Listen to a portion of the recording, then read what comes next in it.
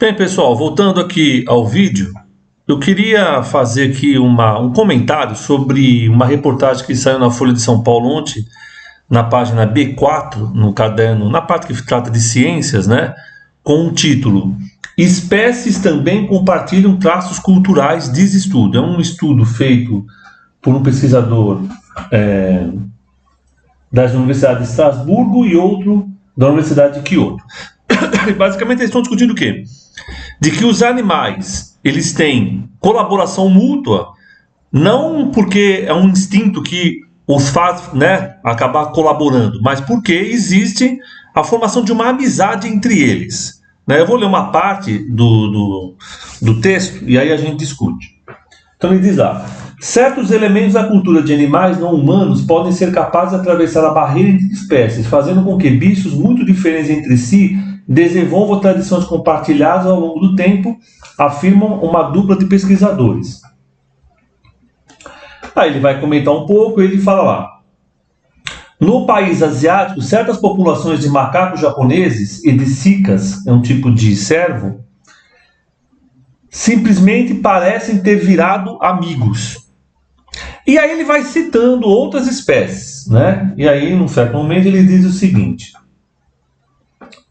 por que não considerar esse tipo de colaboração como uma forma de comportamento instintivo? Acontece que tais interações não são universais, aparecendo apenas em algumas subpopulações de cada espécie, e precisam ser aprendidas e transmitidas por cada nova geração, além de não serem motivadas apenas pelo ambiente específico. É por isso que os cientistas destacam a semelhança entre elas e as tradições culturais humanas. Ou seja, os animais, eles formam ações colaborativas, né, traços culturais, que vão além da questão instintiva. A gente pode pegar então o que o Kropotkin escreveu lá no início do século XX, né? Então tem um capítulo sobre os animais, a questão da colaboração, mas ainda eu entendo que ele está preso a uma tradição que é aquela do século XIX, que é do Darwin, na qual o instinto é que leva os animais a terem uma ação colaborativa. Inclusive, ele vai dizer, em algum momento do livro dele, ok? De que a colaboração é muito mais evidente entre espécies iguais, né? Desculpa, indivíduos da mesma espécie, e a competição entre espécies diferentes. Então, por exemplo, o leão mata a girafa, enquanto leões tendem a ser unidos e girafas tendem a ser mais unidas, ok? Mas esse texto está mostrando uma outra coisa. Macacos são amigos de cervos. Por quê? Porque os macacos vão pegar frutas, as frutas caem, os cervos comem as frutas, às vezes comem até o cocô dos animais. Inclusive ele mostra aqui em um momento que tem macacos que usam os cervos como se fosse um animal de transporte. E ele mostra outras séries, né, de animais que fazem a mesma coisa, que é uma colaboração entre eles, mas não é instintiva. Por isso que ele coloca aqui, ele faz até uma pergunta. Por quê? Porque não é universal. Ele percebe em alguns animais, ligados a alguns ambientes. Beleza? E aí, pessoal, o que eu queria trazer aqui é o seguinte. Por que os animais, né, fazem isso? Porque é uma coisa que a gente está discutindo há muito tempo já, né? Que a colaboração também é o quê? Produtiva. A colaboração se leva de uma situação ruim para uma situação muito melhor. Então é evidente que eles vão se utilizar, dentro da capacidade que eles têm e dentro das condições ambientais que eles se encontram, essa possibilidade.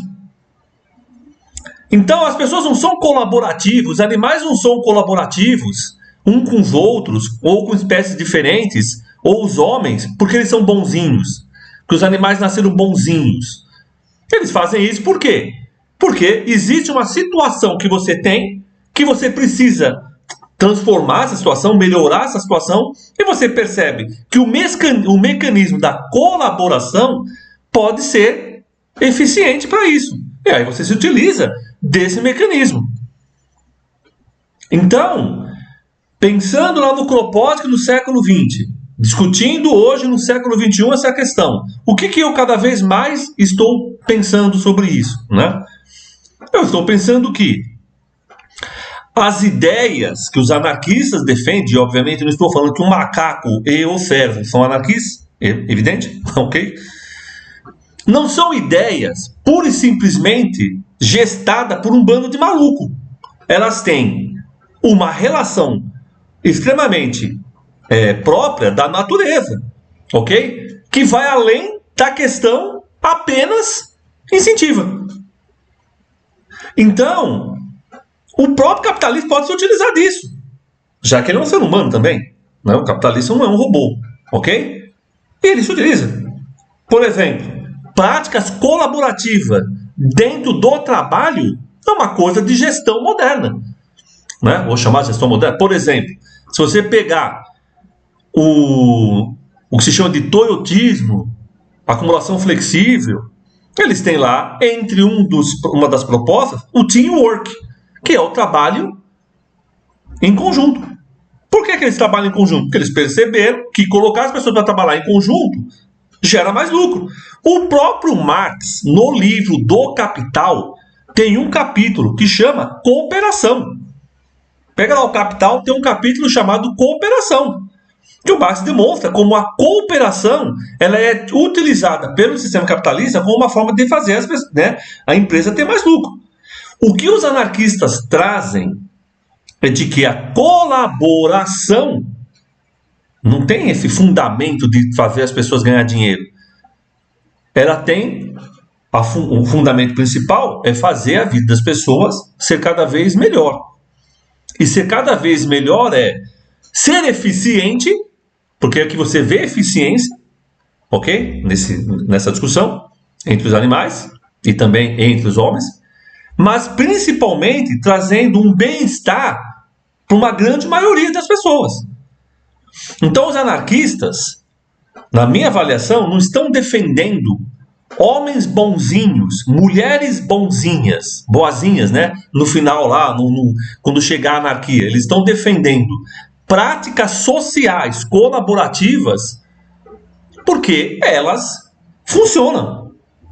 Seja entre os animais, formação de amizade entre servo e macaco, mas aqui tem outros casos, né? Ele cita, por exemplo, casos de golfinhos e assim por diante, ok? Seja entre os humanos.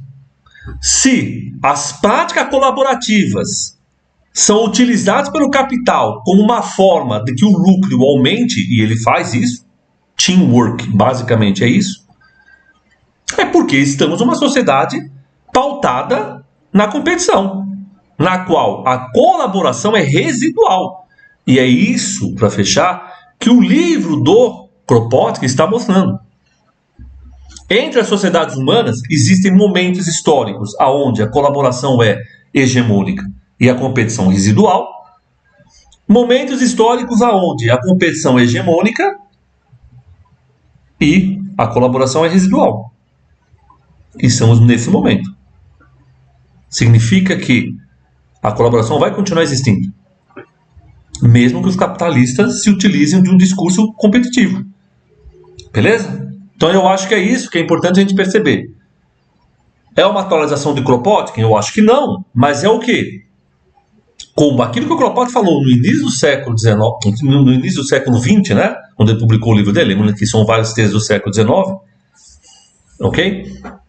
Demonstra a veracidade, né? Demonstra, assim, pelas pesquisas que os caras cada vez estão fazendo. Então, se utilizar de práticas solidárias não é ser bonzinho, é ser eficiente, é tentar dar uma resposta para uma situação, um problema que você encontra. E aí você percebe que a solidariedade é um mecanismo muito melhor do que qualquer outro que possa aparecer na sua frente. Ao invés do macaco competir com o servo, eles perceberam que serem amigos funciona muito melhor para eles. Os dois saem ganhando. E é isso que os anarquistas compreendem. Beleza? Então um abraço a todos e todas.